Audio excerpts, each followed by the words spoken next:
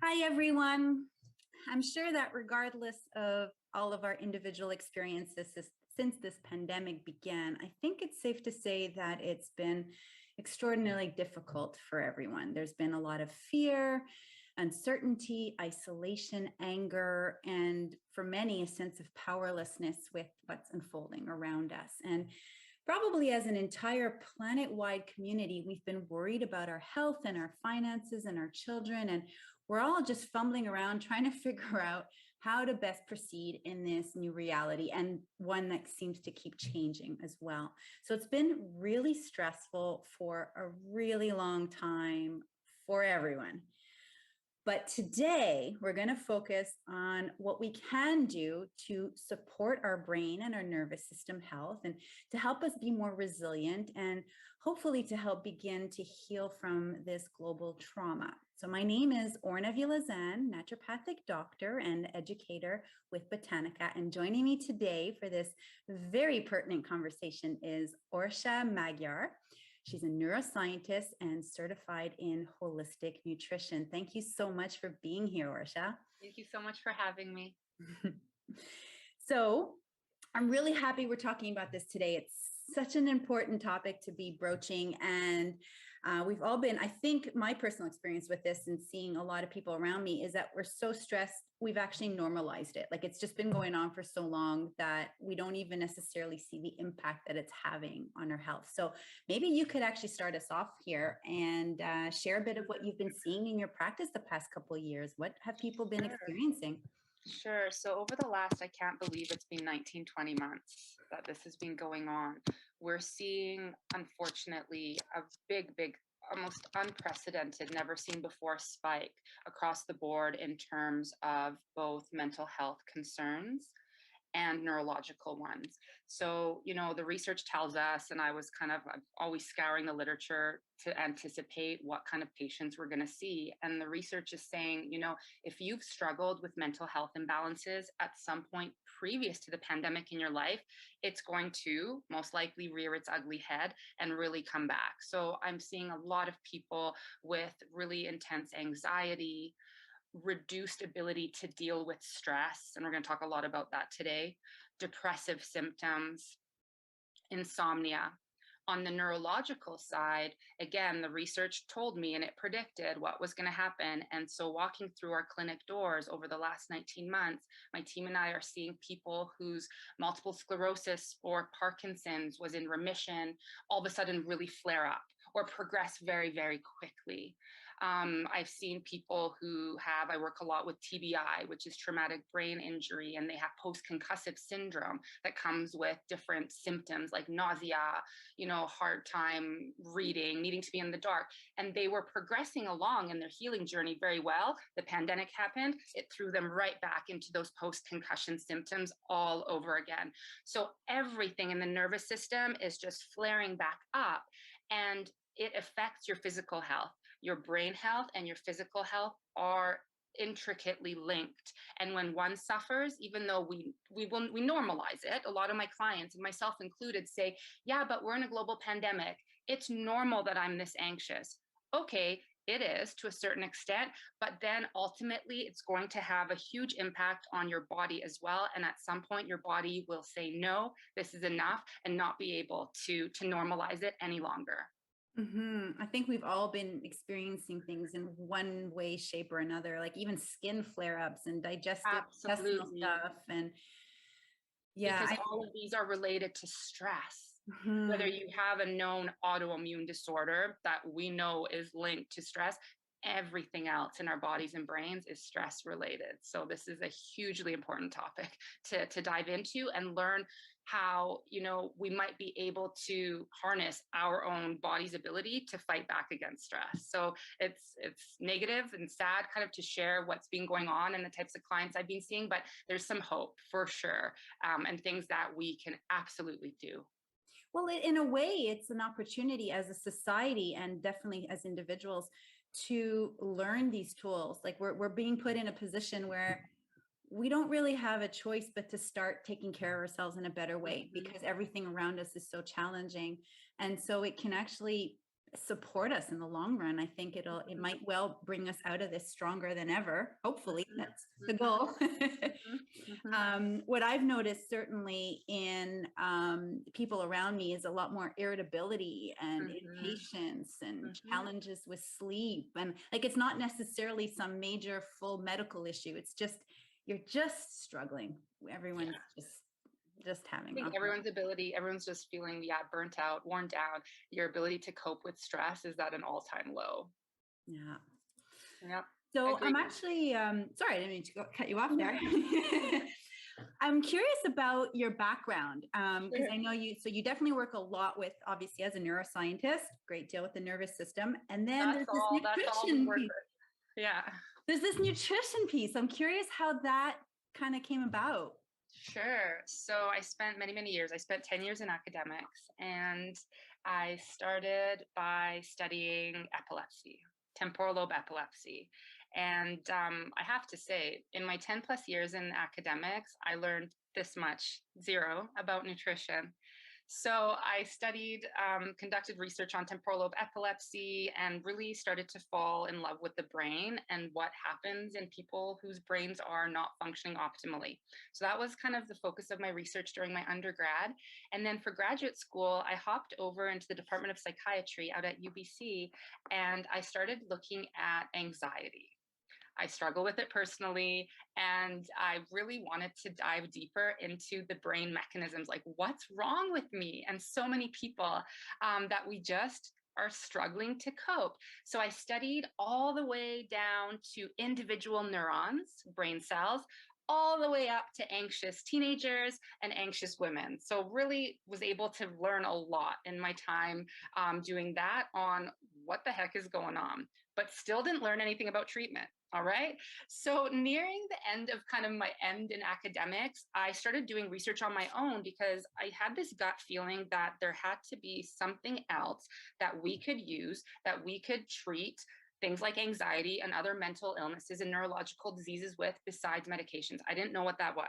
Literally, I didn't know what that was, but inside I felt like there had to be something else.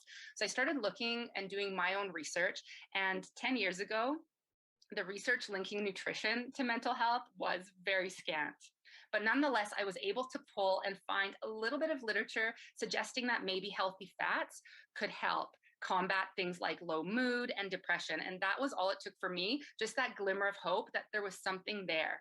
So just based on that very limited few clinical trials available on omega-3s and things like depression, really got me thinking that I was not going to continue down the academic trajectory, but instead do a hard pivot and go back post-grad and study holistic nutrition. So that's where it started for me, being like, pause. Is there something else for some patients? And it turns out there is. And I'm so happy now, 10 years at Neurotrition, that the literature, it seems like, is coming out every day and painting such a strong picture of the connection between what you eat and how you feel and how you're able to think, how your brain's able to age gracefully, and just overall how you're able to live your life. So the connection's there. And 10 years ago, I had a hunch that hopefully it would be. That's such a beautiful story, and that it came out so positively. I mean, my background obviously is naturopathic medicine. So I've always, from the very beginning had this, there's and how you live your life, what you eat, and all of that has a huge impact on. I had no idea. I wasn't raised with health conscious family. And so for me, this was a hard, knocked off your pedestal. I knew a lot about psychopharmaceuticals, like meds for brain health, and nothing about anything else. So it's been a learning curve, but I'm so happy. I'm so happy I went into this field. Well, you're the best person to be asking this next question to, I think, then, because so in terms of food and in terms of nutrition, what are some of the things that, that we should be thinking about to support us through and help us with this resiliency piece that we're talking about? Yeah. So, there's key vitamins and minerals and macronutrients, and I'll go through a few of my favorites and teach you guys, hopefully, a few things. In terms of helping your body fight back against stress I just have to share one of my biggest pet peeves is when you go to your doctor and you say, and I've been there, I'm talking about myself as well as a lot of our patients, and you say, I'm so stressed. And the doctor's like, yeah, it's flaring up your stress related disorder. And the doctor then says, just relax. Okay, just learn to relax. Orsha, I've had doctors say this to me, and I'm like, I don't understand because my body and brain are so flared up right now on stress hormones. What does that mean?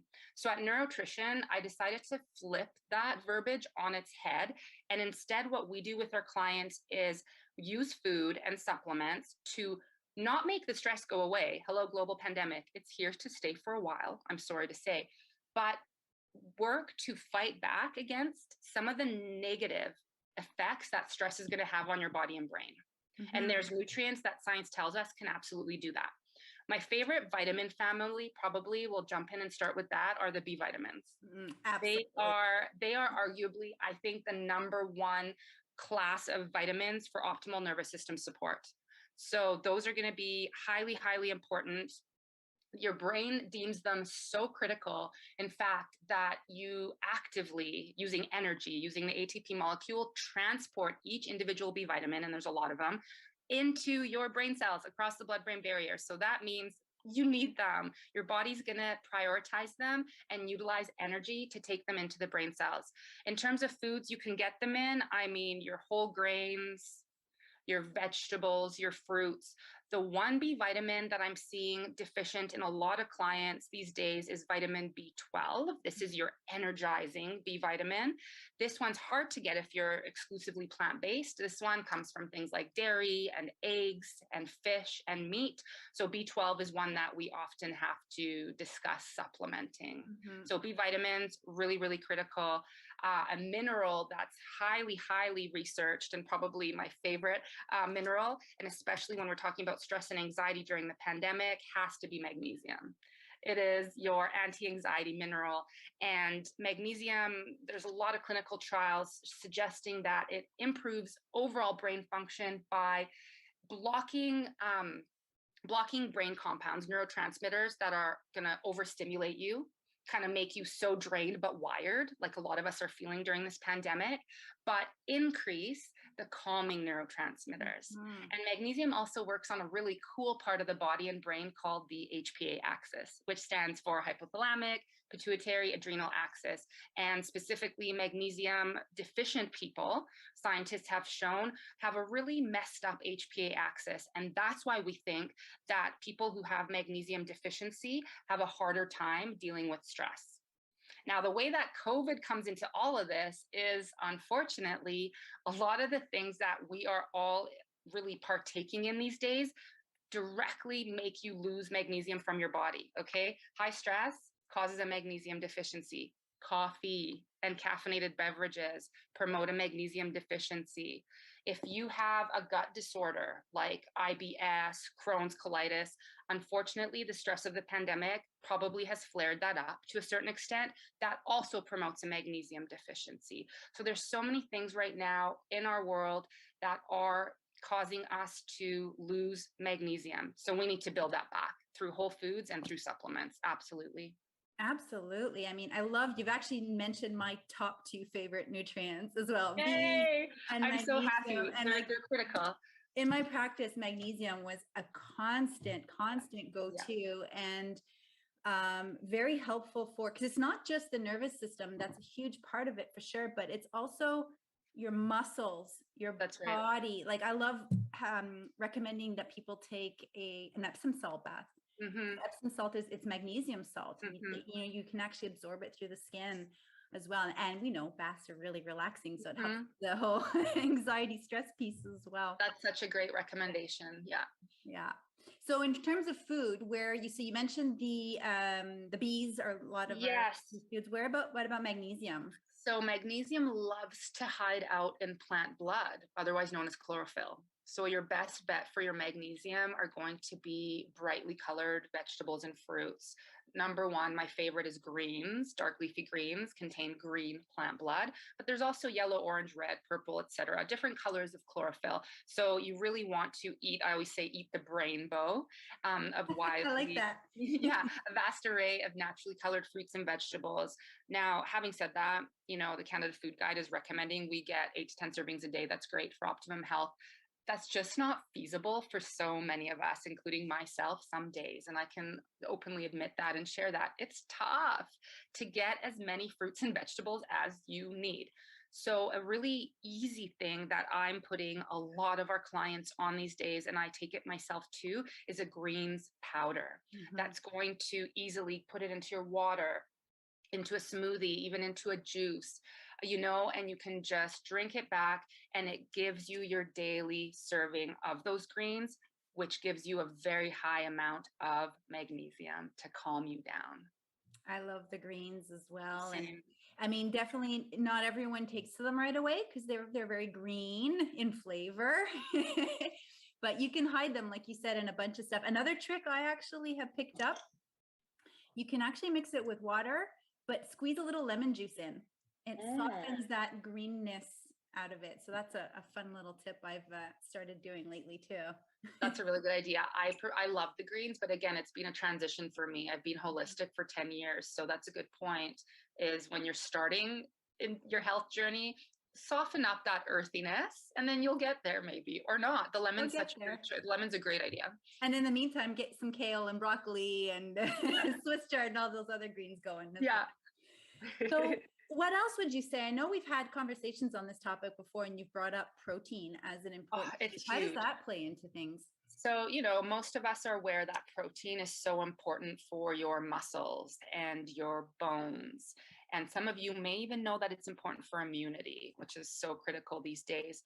But I'm here to teach you guys that protein is going to be so important also for your stress resiliency and for your ability to calm yourself down and become less anxious. And the reason is, okay, when you're in a heightened state of stress, studies tell us that your brain literally becomes a sponge for sugar. 35 to 40% more sugar is needed by your brain when you're stressed, as most of us have been for the last 19 months. So that sucks, because what that does is it really crashes blood sugar in the rest of your body, because your brain needs it to try and cope with the stressors being thrown at it. So then what your body does, so that you don't pass out in a state of hypoglycemia, is it starts to produce a really important hormone called cortisol. And cortisol does a really great job of bringing your blood sugar back up. But long-term cortisol can be really, really, really negative, because long-term cortisol essentially blows out your ability to cope even with the smallest of stressors. So you don't want to be in this like massively jacked up state of cortisol. So the best way in our practice that my team and I are able to help balance clients' blood sugar and start kind of coming off that really high stress state and what it's done to the brain is by balancing their blood sugar. And there's a number of ways we can do that, and protein plays a big part. One of the biggest things that we can do to balance blood sugar is to eat more regularly during the day, right? So we want to be recommending breakfast within 60 minutes, even if it's a liquid breakfast or a few bites, and then going no longer than 3.5, 4 max hours without eating for the rest of the day. Carbohydrate quality obviously is going to be really important, and we're recommending more whole grains, beans, legumes, nuts, and seeds, those kind of complex carbohydrates, we call them, that release their sugars slowly into your blood. So they're not going to put you on that blood sugar, high stress sugar kind of brain. And then I know right now, for me personally, and a lot of my clients, when you're stressed, you're not craving those good carbs. Am I right? You're craving the junkier, more delicious, simple carbs. So what you need to do, and research has shown us, if you add some protein to even sometimes maybe not the healthiest carb, it can actually change the way that carbohydrate will break down and affect your blood sugar and affect your stressed out brain. So an example would be, if you want your candy I'm not going to take it away from you right now because we're in a pandemic and you can have your candy. But based on what I'm teaching you today, you're going to add some protein, like some raw nuts and seeds, and make a trail mix instead of only the candy. The addition of that protein is going to reduce the glycemic impact. The sugars in that candy are going to be kind of softened, gentled up a bit by the protein in those nuts and seeds. So that would be an example. Or if you're craving that white baked potato, or as I would recommend, sweet potato, but you're craving a white potato, you're stressed, you're craving it. Okay, add some healthy protein to it, like a high protein Greek yogurt. Perfect. That would be another example. Mm-hmm. And then again, moving into the supplementation world, because sometimes for my severely stressed out clients, even that's too much to think about adding a protein to their carbs. Then we use a good quality protein powder. Nothing wrong with that. Add that to your smoothie, add that to your water, and then you've got that protein intake for the day to offset the effects of sugars coming at you.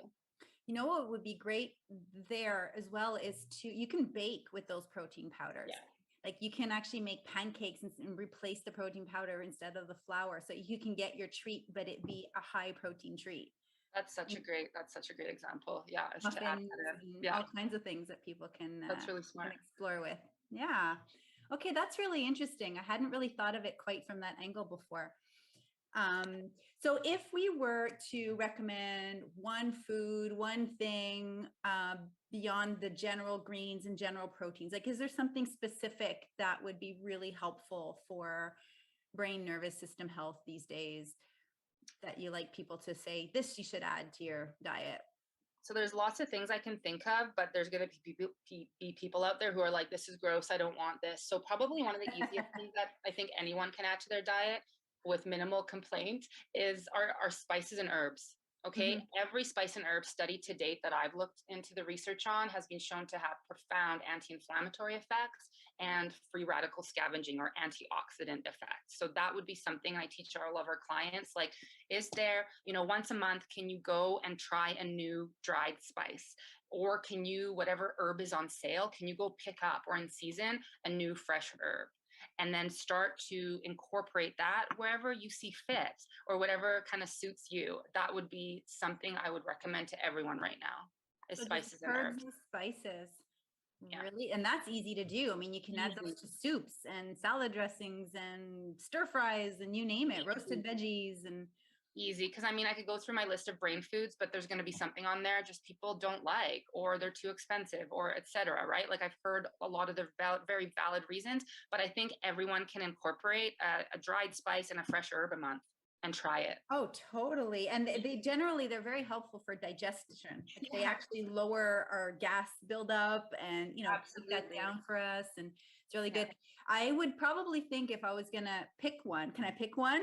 Yeah. I want to hear. Yeah. Yeah. I would think, especially because you were talking about the anti-inflammatory and the antioxidant. So what came to mind for me that first right away was turmeric.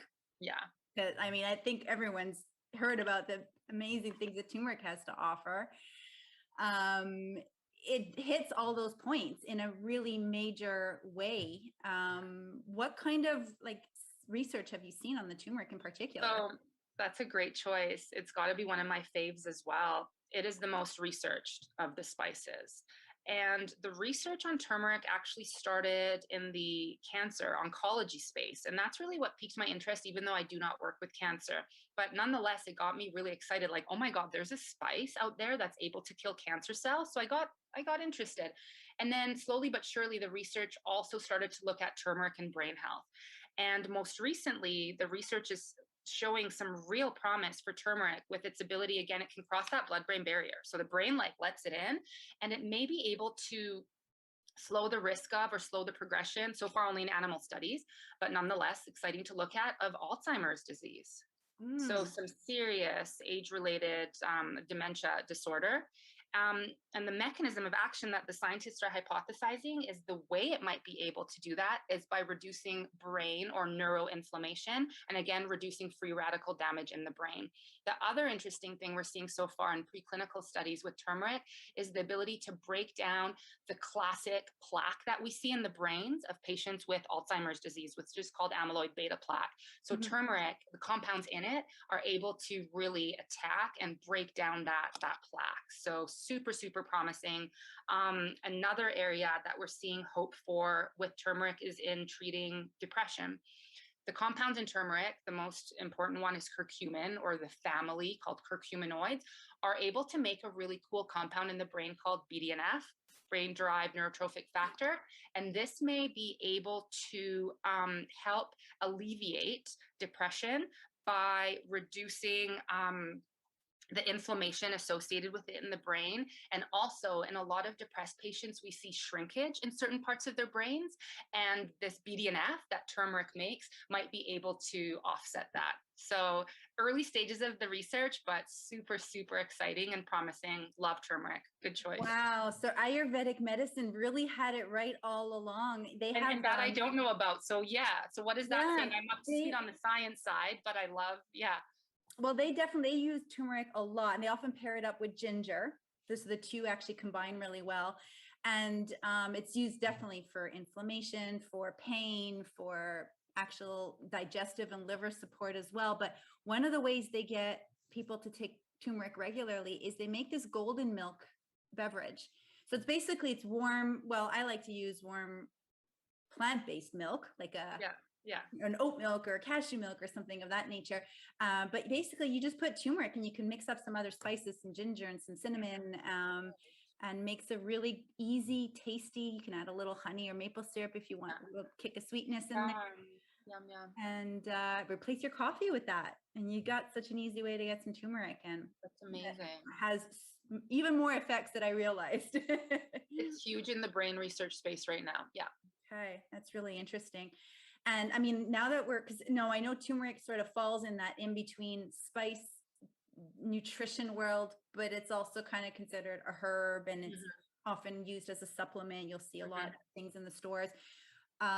So other herbs that I really like, because I know you're not working as much with this, but I wanted to contribute a bit to the conversation too, because one of probably the two biggest herbs that come to mind for me in this sort of conversation would be ashwagandha and this mushroom called lion's mane. I think you have started investigating a little bit more into some of these things. So ashwagandha is a really good one for what you were talking about in terms of that long-term high level of stress that people are experiencing. Because ashwagandha acts a bit as what we call an adaptogen. An adaptogen is a plant that helps us better cope with stress. Like you said before, it doesn't make it go away. It doesn't make you suddenly, I'm super zen and great with everything around me, but it helps you feel a little more grounded, not be as worn out, not as tired, able to focus mentally a little bit more as you're going through the more challenging time. So I really like ashwagandha for that one. And then the other one, lion's mane, is a medicinal mushroom that we call the smart mushroom. So this one, you're going to want to start exploring in a deep, deep way, because this one, you were mentioning the BDNF, the brain-derived neurotrophic factor. So lion's mane is known to improve that production as well. And it also helps produce something that we call the nerve growth factor. So that helps. I mean, here, I'm telling you, the neuroscientist. So what these things do is they help improve nerve growth. So they help repair, they help strengthen what's already there. So people have been seeing some really lovely results, and some still animal studies, some clinical trials as well, but improving memory. So actually, lion's mane is one that I use a lot with people who are starting to, not necessarily full on dementia, although it has been studied in that context, but just, keep forgetting where I left my keys, or I'm starting to struggle with people's names in a way that I didn't used to, or I'm finding that if I have too many things on my to-do list, I'm forgetting what I'm supposed to be doing. The lion's mane is really great to help improve with that. People notice that they feel more focused and they're able to retain and function in a demanding world a little bit more easily. So those would be two that I would definitely recommend people kind of take a look at and explore a little bit more. Since I'm an educator with Botanica, I can mention that we do have some protein powders that combine some of these herbs. Like, so we're talking about how important that protein is. You can combine it with ashwagandha, or you can combine it with turmeric, and, have like a 2-in-1, an easy, stress-free thing you can reach for that, would be supporting and helping yourself through this time right now. Stress fighting protein powder. Ooh, I like that. Stress fighting protein powders. It's like stress-free. It's so easy. It's got those herbs in it, plus the protein, which I'm saying is like, you've got to think of that as your foundation. That's really great. Yeah. Cool. I have one more question for you. Yeah.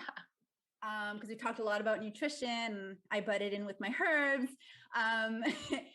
What about day-to-day things and tools, like any hacks or any kind of easy things, or maybe even more complex, but what is helpful to help us through this? Yeah, and it's so interesting. This question makes me smile because 10 years ago, I never, ever would have thought I would be talking about this, but there's a lot of research backing up things like mindfulness and things like gratitude.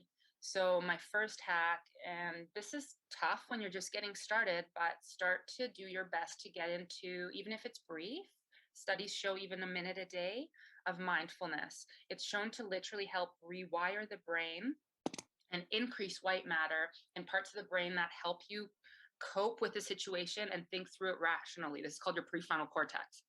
And so mindfulness can help boost that part of the brain and also kind of lessen the connections in the brain between that part and your amygdala, which is where fear lives and just wants you to freak out at any stressor or life event that gets thrown at you. So a minute a day, and then you can work up from that mindfulness, really evidence-based, and it's just a beautiful habit to get into.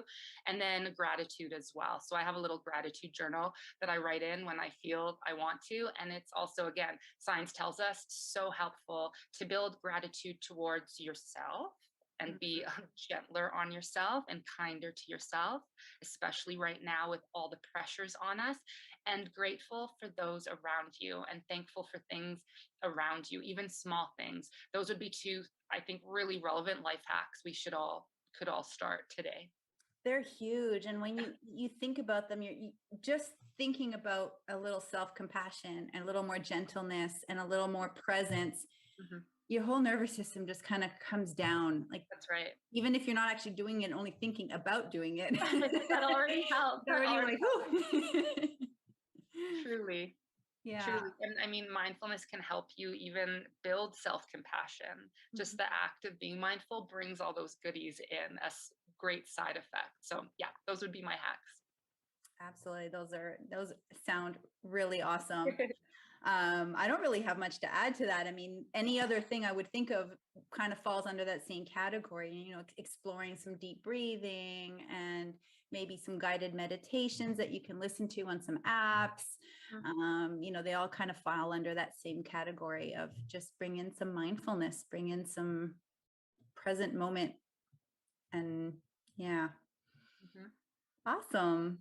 Did you have anything else to add on this huge topic? No, I think we've touched the surface of this massive topic, but in a way that hopefully offers some helpful tips and takeaways that people can make sense of and start implementing.